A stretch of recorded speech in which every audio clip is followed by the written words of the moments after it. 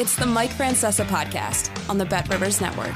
Hello again, everybody, and welcome to the Mike Francesa Podcast, exclusively on the Bet Rivers Network or wherever you download your podcast. And remember, for all your wagering needs, it's Bet Rivers in New York and New Jersey, Play Sugar House in Connecticut as we move towards the halfway point of this NFL season, and we get ready after a rainout day in the World Series for what looks to be a competitive World Series. I think the Phillies breaking through as they did, coming from 5-0 down in Houston in Game 1, set up that this would have a series with some legs. So I now expect this series to go 6, hopefully 7 games, so we can have some fun with it and get some drama out of it. But I think we're looking at a long series. I don't think Philly or the Astros get swept in Philadelphia. I think this will return to Houston one way or the other, and then we'll see where it takes us from there. All right, email time. Remember, send your emails to MikeFrancesAPodcast@gmail.com. MikeFrancesAPodcast@gmail.com, and we'll get to as many as we can. We start off with Brian. Mike, did you ever think we'd see a time like now where the professional sports leagues embrace gambling the way they do when they frowned on it for so many years? No, it is one of the great reversals of all time. And when you realize how adamantly that the NFL fought gambling for years, Pete Rozelle detested gambling. There's the old remark that Rozelle said at one of those Super Bowl press conferences, only 2% of our fans wager. And Beno Cook, the late Beno Cook, had the great line, well, they all live on my block, okay? So the bottom line is we know what nonsense that is. And now, because this was something where there were dollars to be made, the owners rushed to bankroll these companies in many regards and be partners with these companies. So now you have leagues that are partners. They aren't just, saying, okay, grudgingly, we'll let you be sponsors or something. They are partners now in these companies. So the bottom line is it is one of the great about faces of all time, and it shows you that all they ever care about is the buck. And if it's about the buck, they'll figure out a way to make anything work. And this is something that will produce, obviously, a tremendous amount of money. And remember, as the technology continues to change, and when you realize the technology changes we have seen the last 10 years, I can't even imagine what the next 10 years will bring. There's going to come a time, and I don't know, if it'll be where I'm still around to see it or not. Who knows? I mean, it could be, I don't know if I'm talking 10 years down the line or 40 years down the line, but there's going to come a time where you're going to walk into a stadium and you're going to sit in a seat and be able to wager from that seat. And there's no question that is going to come. You'll have controls at your seat, which will allow you at lightning speed to wager on anything, any pitch, any situation, anything, and not just at the game you're watching, but at games around the league. All that will be at your fingertips. There's no question about that. The biggest worry that owners have now in professional sports is, does the technology get away from them to where it is better to be home than at the game? That is their fear. They have got to figure out a way to keep enhancing the stadium visit, because if they don't make it good to go to the ballpark, if they don't make it better to go to the ballpark, why go?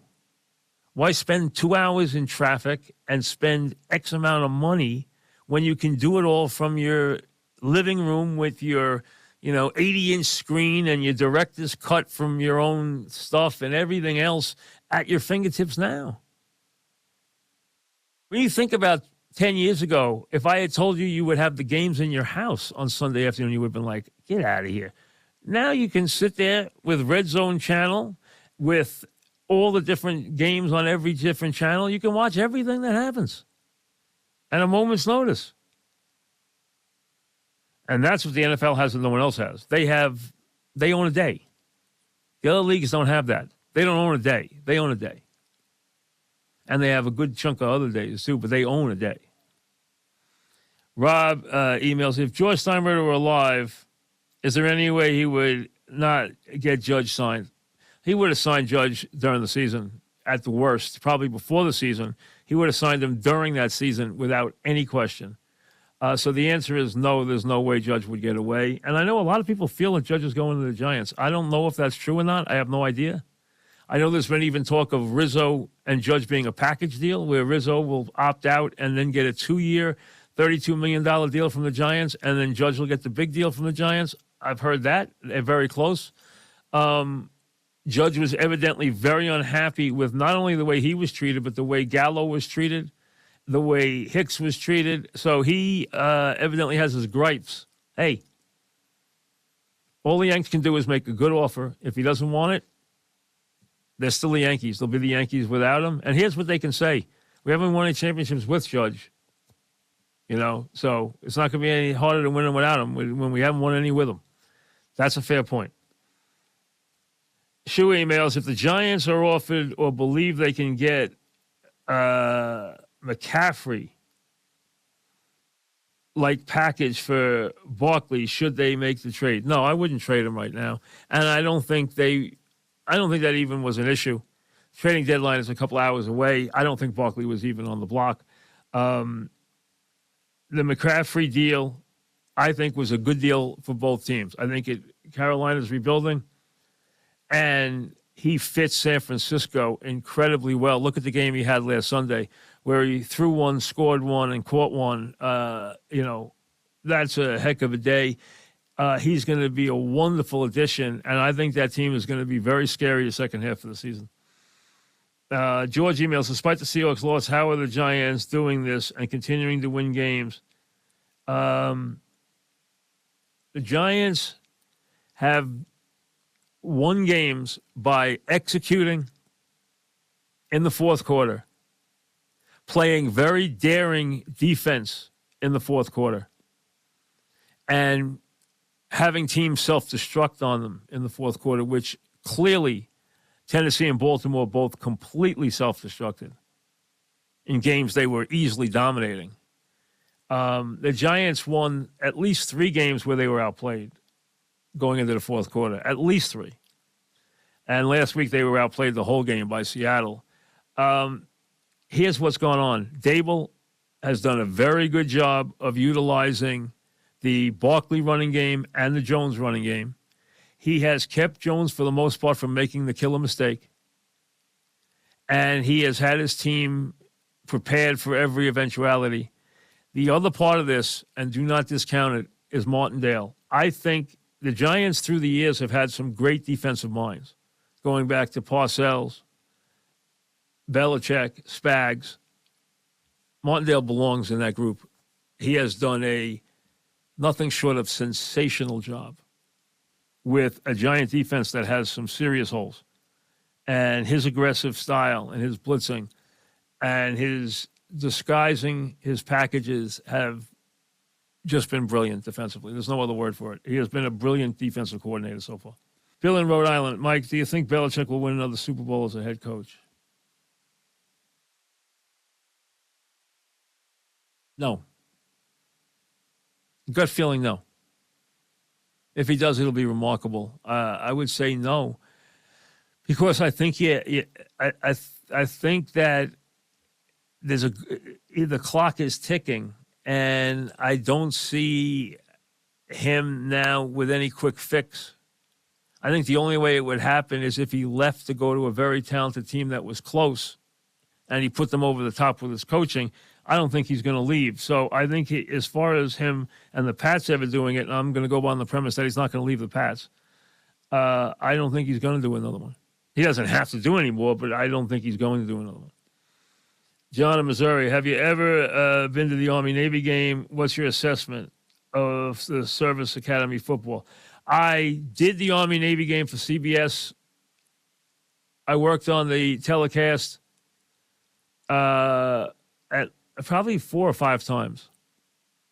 I visited both the Navy and Army during the week and did features from both places. I was on the sideline a couple of times. Did halftime from there. I wasn't a sideline reporter, but I did halftime from there. And I was involved in a couple of the telecasts. So I did the game. And I'll tell you this. There are 2 things. If you're a college football fan, a big college football fan, there is 2 things that you need to see in your lifetime. One is you need to be in Ohio State and watch them do Script Ohio, which is one of the most amazing things you will ever see a group of people do ever, and that is what the band does. And then they dot the I. Script Ohio is one of the remarkable things you'll ever see. The other is the cadets marching into an Army-Navy game. They don't come in. They march in their military order and fill the seats that way. And to watch them do it from the press box is remarkable because the precision they do it with is just utterly remarkable. And it's something you have to see. It's really to see the coordination and how good they are at it. It is something very remarkable. As far as the Army, Navy always played a tougher schedule. Navy and Air Force played the tougher schedules. And Navy has done very well under the last couple of coaches, but they've hit a rough patch here.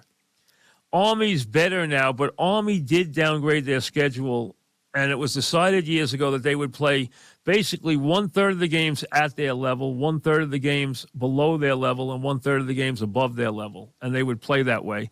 And they've really done that and may even have thrown a couple of games more in the middle than towards the above their level. So they don't play a lot of monster teams anymore, and that's why they've had some very good years. They've had a resurgence. Navy's been very steady. I don't know if you're including Air Force in that or not, but listen, they do what they do, and they're unique. And I'll tell you, I never miss an Army-Navy game, ever. Never, ever, ever. I love Army-Navy. I love it. It's the time of year for it. It's stand alone on a December day where there's no other college football. It's right at the tip of the bowl season. It's right when the NFL starts playing on Saturdays. And it's right a couple of weeks before Christmas. It's got the right feel to it. And I love Army-Navy. Like I said, I never miss it. And I would highly recommend going to it. Alex emails, what's your initial take on Brunson with the Knicks? I like Brunson. I'm a Brunson guy. Have been, obviously, since I was very much on the Villanova bandwagon, and he was brilliant at Villanova. He's a winning player. He will make this team better. I want him to be, and I think he's trying to defer early and not be a monster scorer. But I think he will have to become a bigger scorer with this team. And I think now he's trying overly hard to get everybody else involved rather than be more of a guy who calls his own number. He's got to call his own number more. I think that has to be what they do. I think he can be a very, very good player in that regard, and I think he'll win them a lot of tight games. I'm high on Brunson. Richard in Montvale, do you think the boos Judge heard at Yankee Stadium during the playoffs will affect his decision to stay or leave? I think this. If the contract is significantly better from one place, it's about money. Okay? He's not dealing with at least to my understanding, he's not dealing with a non-taxable state. A state doesn't have state income tax, which becomes even a factor again on a contract this large. But California and New York both have, whopping state income tax. San Francisco's home to him. The Bay Area is home to him. I think if all things are equal contract-wise, he might hold a grudge against the Yankee fans for the way they treated him in the playoffs. Possibly. If he does, so be it. Hey, that's what New York's about. And he's got to realize they booed Joe DiMaggio, they booed Mickey Mantle, they can boo Aaron Judge.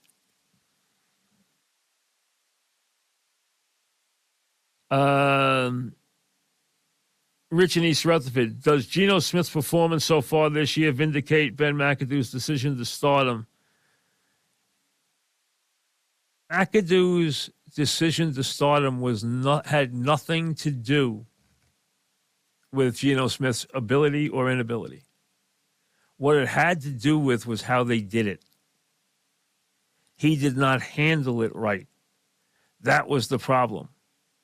I think the idea that Geno Smith thinks he got fired because he started him, no, he got fired for how he acted more than anything else. It was not handled well from ownership on down. Eli deserved better. And listen, Geno has had a remarkable season. I'd say the biggest surprise of this year, there's a bunch of surprises this year at quarterback. One is to the plus side, Geno Smith, who has been one of the best quarterbacks in the league so far. Number one in completion percentage, very high number of TDs to intercepts, throwing the ball very, very well, plus they're winning games. So he's done a remarkable job. He really has. He's been one of the great success stories of the league so far for the first half. On the negative side, if you had told me that Matty Ice's year would be over before halfway through the season without an injury, I would not have believed it. Yes, it's an Irsay decision, but and a lot of it's based on money, but I still am shocked that it happened. So was Matty Ice. Also, the demise of Brady and Rodgers, especially Rodgers, has been surprising too. So there's been a lot of surprises at quarterback so far this year. But to the plus side, clearly it's been Geno Smith. And Geno did dedicate the game to the guys who got fired because they played him. Iggy, can you make the argument that Ricky Henderson is one of the greatest offensive baseball players of all time? I don't even think it's an argument. I think it's a fact. He's the greatest leadoff hitter of all time. He had a remarkable career. The idea of the game is to score runs. Nobody was better at scoring runs than Ricky Henderson. The idea of the game is to get on base and to score runs. Ricky Henderson did both those things at the highest levels of all time. That makes him one of the great offensive players of all time. There's no question. That's not even an argument. Joe emails, just want to hear you talk about the rumble in the jungle from your point of view and what it meant for the sport of boxing. You know what? It's just too long ago that people don't care. I hate to tell you, I wish we still could talk boxing.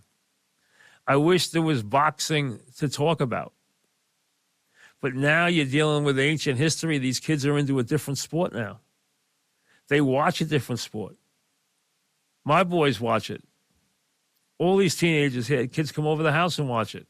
They watch this stuff. It's not boxing, but you know what?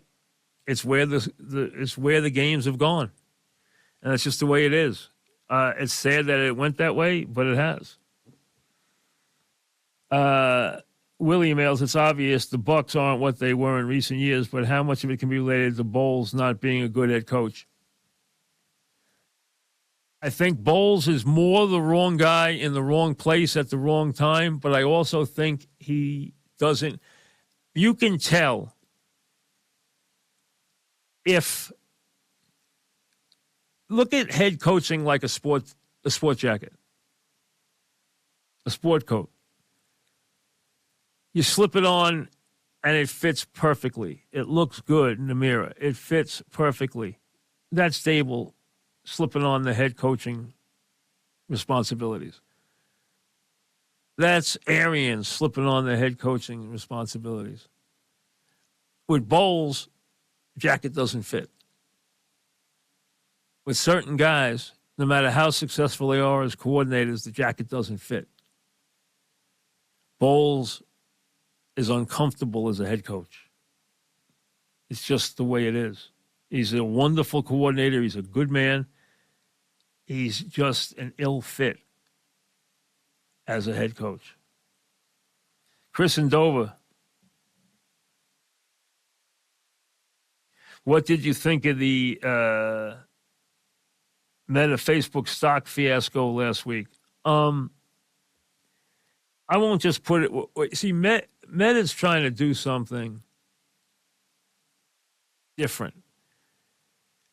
And it's a scary time. It's a time where Wall Street will not tolerate growth in the face of the bottom line. There was a time when they would, and they would elevate stocks based on growth, even if you spent the money.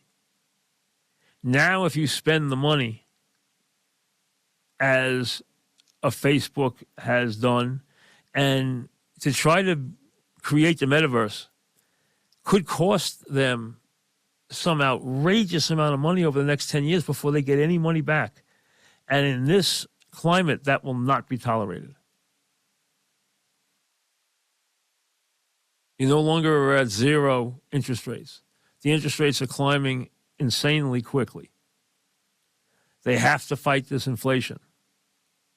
The Fed waited too long to act, and now they have to make up for lost time, and it's obviously damaged the stock market, especially the growth stocks. And right now, if you are a believer still, now Apple's different because they have a product they sell, plus they have their whole Apple universe, and they have an incredible amount of cash on hand. So they're different. But even Amazon and Google, who are two of the greatest companies ever built, are facing a time where they have to now cut costs. And Amazon specifically has been wildly reckless in spending money to build more infrastructure, more trucks, better delivery systems, more employees. And now they need to trim that, and they don't know how to do that. It's new to them. It's going to take them a while to learn that. It's going to take Google a while to learn that. And Amazon is also spending a lot of money on content for their Prime network. And they're getting into the NFL, which isn't cheap. So they continue to branch out and spend, and they've done a brilliant job in that regard. Their advertising numbers were way up. They are branched into many. They are dominant in the cloud with AWS. They have a big leg in now with the NFL. Prime Network is very successful, but the cost for content is exorbitant. And they spend and spend and spend, and right now Wall Street doesn't like that. Wall Street wants companies that have a bottom line and and they would prefer a dividend than anything else right now. And it's just the way it is. We're in a different climate. And if you are young, stick with these stocks that are going to have innovation and growth. Those are the companies you want to be in if you're young. If you're older, you have a tough decision to make as to whether you're going to believe in the Googles and Amazons in the next 3 to 5 years as much as you have in the past. I would say that's a decision you have to make. And it's a tricky time right now. If you need the money in the next 10 years, it's a tricky time right now. You know, do you lock up 5% later this year, which you're going to be able to do, and take that and just, smile? Or do you try to do better? Nobody went near the oil stocks forever, and now the oil stocks are where everybody wants to be. So things are cyclical. It'll come back to the Amazon and Googles because they're great companies. Facebook's a little different because they're trying something completely different. They're building a universe. They're building a whole way of doing things, and that could be exorbitant. That's a risk. Doug emails, I know that everyone is beating up on Richie James this week, and he did blow it. He didn't cost him the game, okay? You can't have a punt returner fumble the ball at all, and he fumbled twice. But he did not cost them the game. They were going to lose that game anyway. They were badly outplayed in that game. And remember, Lockett fumbled the ball on the 2 and dropped a wide-open touchdown. So he made up for anything that James did. And I know he caught one after that, but he also had 2 disastrous plays. Other than the one play in the Ravens game, he's a non-factor. I don't think that he'd take listen, And he wants to know about Thibodeau. Thibodeau, give him time. Not all pass rushers come at the same speed. And you also got to feel his way. You can't judge him yet. Wait 3 years and you can judge him. You can't judge him yet. As far as James, hey, here's the deal. If your punt returner drops the ball, either catching it or fumbling it, he doesn't get to do the job anymore. Case closed. That's a job where you have to have someone who not only will make sure he catches the punts, and catches the punts is very important, especially when the wind kicks up in November and December. Catching the punt is exceedingly important. But then can put it away, and if he runs with it, does not fumble it. You need a very sure-handed guy. You don't need a lot of running. You don't need a lot of yardage after the catch, but you need a sure-handed person at that position. If you don't have one, you're in big trouble. Vic asks, have you ever seen a franchise squander an all-time great like Aaron Rodgers? It's an interesting debate. Aaron Rodgers has won one Super Bowl. They've had a lot of great success there. They've won a lot of regular season games. Considering how good he is, one Super Bowl isn't enough, but go back and look. Dan Marino won none. Brett Favre won one. There are some guys who won two. John Elway won two. Peyton Manning won two. Very few guys won more than two. You can count them on one hand. So getting a Super Bowl is a lot. Winning two is special. And more than two is legendary. So I don't know how many you want. I guess you wanted at least one more. I think that's fair considering how great a player he was. But he did at least win one. How do you think the Dolphins look for the career Marino had, and he didn't get any?